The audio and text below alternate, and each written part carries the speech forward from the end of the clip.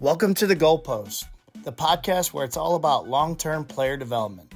We're here to talk soccer through a different lens, one that puts the players before the scoreboard and progress before pressure. This is all youth soccer with a purpose. All development, all the time. I'm your host, Jason Glover. Welcome back to the Goalpost, where we talk about what actually builds better players, not just better highlight reels. We're shifting the camera angle, and today's focus is going to be on what parents celebrate on the sidelines of a youth soccer game, which is usually effort, hustle, big tackles, big clearances. When in doubt, clear it out. Just boot it, not through the middle. That's what gets the applause. That's what gets the dads to fist pump on the sidelines, and it gets all the cheers. But if we want to raise smarter players, we've got to raise smarter observers too.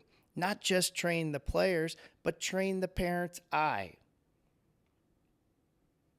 Walk along any youth soccer field and you'll hear, great hustle, boot it, big kick, clear it. And here's the thing, none of that is wrong. We should cheer for effort. But what if we're accidentally teaching kids that the louder, more dramatic play is always the right play? Because sometimes the smartest move doesn't look like much.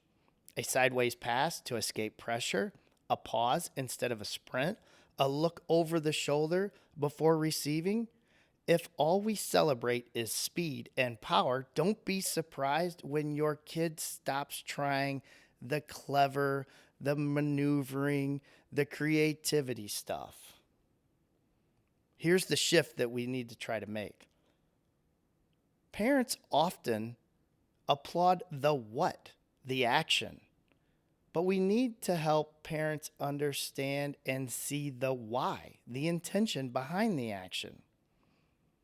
Someone that the club looks up to and studies is Raymond Verheinen, one of the smartest coach educators in the world.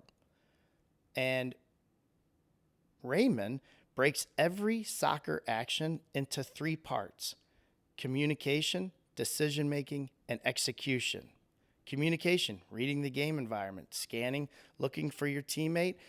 Communication, verbal, nonverbal, using your voice, maybe raising your hand up. That's all communication. Decision-making, choosing what to do. Execution, doing it with technique. Most sideline reactions come after the execution, but the smartest play might be the communication part that no one sees. So think about it. A player scans, sees a teammate switching sides, and tries to play the long ball, but it doesn't connect. What do most parents say? Why'd they try that? What should the parents say? Great idea. I love that you saw that switch. That's not false praise. That's affirming soccer IQ. So how do we shift this culture? Just 60 seconds maybe before a game.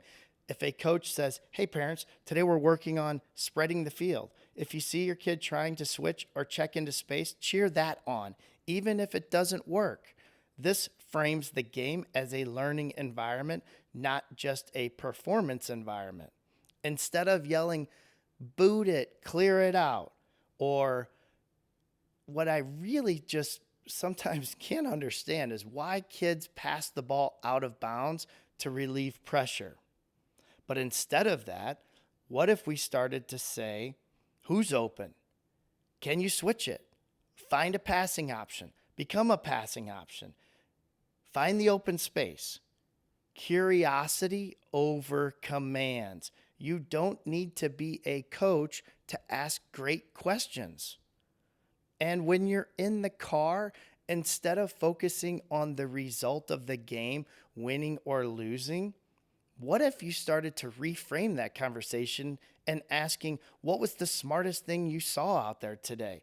What did the other team do that outperformed your team? What moment made you so proud? What did you try that didn't work, but it was still a good idea? This teaches players that the process matters more than the perfection. the final score.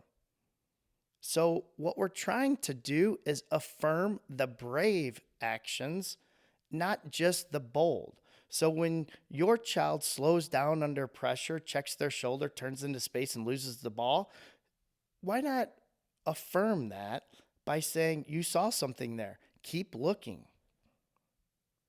And here's the other thing. Parents, you don't have to be a soccer expert. You just have to become a development ally.